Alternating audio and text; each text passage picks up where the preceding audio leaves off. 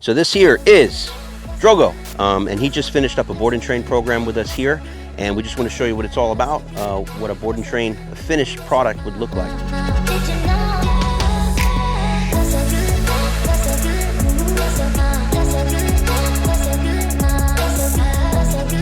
Hey folks, welcome back to another episode of Adventures in Dog Training with American Standard Dog Training and American Overwatch Canine Services. So this here is Drogo. He is a 2-year-old German Shepherd. I would say mostly show line, maybe a little touch of working line in there. He is probably 85 pounds, give or take. He's a pretty big boy. Maybe 90 pounds when we got him, but he was a little overweight. And he just finished up a board and train program with us here. And we just want to show you what it's all about, what a board and train, a finished product would look like after a board and train program. So he's fully off leash, but while we have him out here, we'll show you hand commands, voice commands, leash pressure commands, and then we'll go outside on the street and do everything off leash. So hopefully you guys like what you see, and make sure to like, share, and subscribe if you like this video.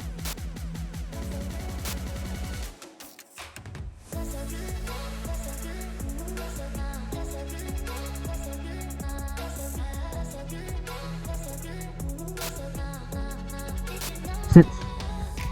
Plus. Good. Down.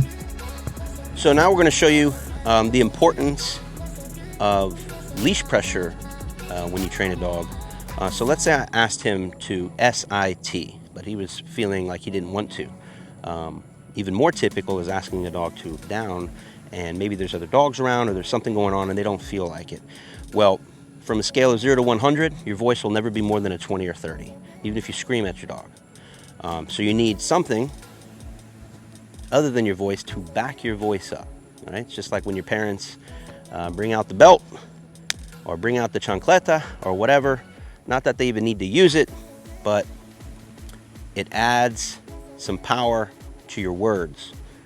And so what you do is you teach the dog leash pressure, very mild up to pretty stiff, so that they, the day you need to use it, the day you tell them to do something and they don't do it, you can bring out the heavy artillery and make them do it. And it's at those moments when your dog really understands the importance of listening to you no matter what, and that's how you get a reliable dog. So we'll show you without saying a word how light he is on the leash. If you notice his fingertip pressure, good boy.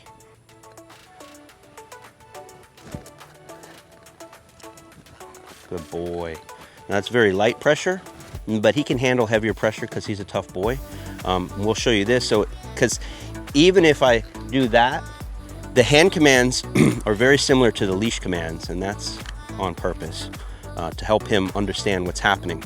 But yes, he already saw it coming. They're so smart. I was going to show you how we do what we call a force down, which you could use at like a restaurant or something, or wherever, and you just needed your dog to down, but you didn't want to bend down. So I'm trying to sneak it in here without him looking. Now we'll let you know that it's literally just the pressure that's teaching him to do it, and not always the visual cue. So here comes a little pressure. It's a beautiful thing. So leash pressure is a great, you kind of have to teach your dog that, because if you don't, they're going to go into what we call opposition reflex, which if you watch any of Zach George's dumbass videos, he says it doesn't exist. It absolutely exists. Meaning if I grabbed you by the back of the head and tried to push your head underwater, you're naturally going to try to do this. If you're trying to stand upright and I try to push you back, you'll have to lean into me so I don't push you back. It's kind of the same concept for dogs, and that's why most dogs pull really bad on the leash, because as you're trying to pull them back, they feel pressure pulling them back, so they dig more. That's why we don't use harnesses. It just makes it even worse. But anyways, what we do is make them overcome the opposition reflex and learn to go with the pressure. Go with it, so that if I take my pinky, let's get it set up here, and I pull up with my pinky, come on you big heavy boy, up we go, he'll come up. Obviously that'll be a lot cleaner and smoother with the more pressure added. That's as much pressure as I can do with my little pinky there. And you can go real stiff with it, and he'll survive because he understands the pressure. He understands what it is, why we're applying it, and most importantly, how to turn it off. Right, Bubba? So before we walk off and do anything off leash, we'll just show you what the place board is and kind of talk to you real quick about why we use it. Place. Right there, buddy. Place. So The place board's a cool little, it's kind of like little home base for them. So if someone rings the doorbell, you could put this in the living room, maybe next to your front door, somewhere where the dog can hang out, be with the family, but not jump on people. And that's kind of the cool trick is when you got them locked up in a crate, they can't really hang out, socialize too much. The place board allows them to be out, but not in everybody's business. So they stay on there, and we charge this place board up so hard that, or so much that it doesn't matter what's going on. I always jokingly say, like, the sky could be falling, the house could be, you know, falling apart, and they're gonna stay there. What do they call it? Safe space? This is a little safe space. So they're happy to be there, they get fed there, they get pet there, and they're not allowed off unless we give them the magic command, which is actually a tactile command, followed with a verbal command if needed. So we touch their nose with our knuckles, free, and they're allowed to come off. Of course, he doesn't want to come off because that's where he gets paid. But if he ever gets hung up, just a little leash pressure, free. Come on, Bubba. Good boy.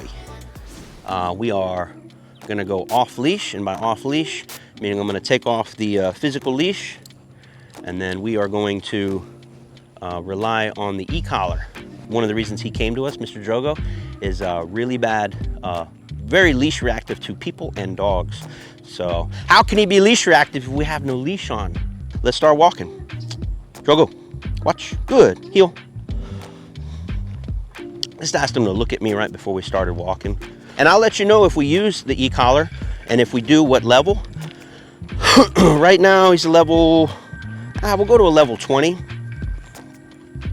Sometimes I say that the digital leash, we try to compare it to this leash. So if you can use this leash to deliver a correction or some guidance, we would say use the leash on a scale of 1 to 10. You know, 1 being pretty mild and 10 being, you know, very significant. On the digital leash, the e-collar, it goes from 0 to 100, at least this particular brand does. So it's a level 20 out of 100. So a 20 would be like a little pop on the leash of a 2, which is, you know, nothing that significant. In fact, I think in one of the prior clips, I used a leash pressure of a number 2, pretty significant, to get him to go down. So you can film this pit bull here, some kind of pit breed. He's on leash, we're off leash, and Drogo's job is to stay next to us no matter what. So I'll have this at the ready should I need it. His job is to stay next to me no matter what. So we can do a little integrity check. Is he paying attention to me? Yes. Heel. Come on. And this guy's a little wild right here.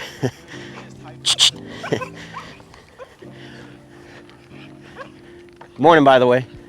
You live right here, right? Yeah.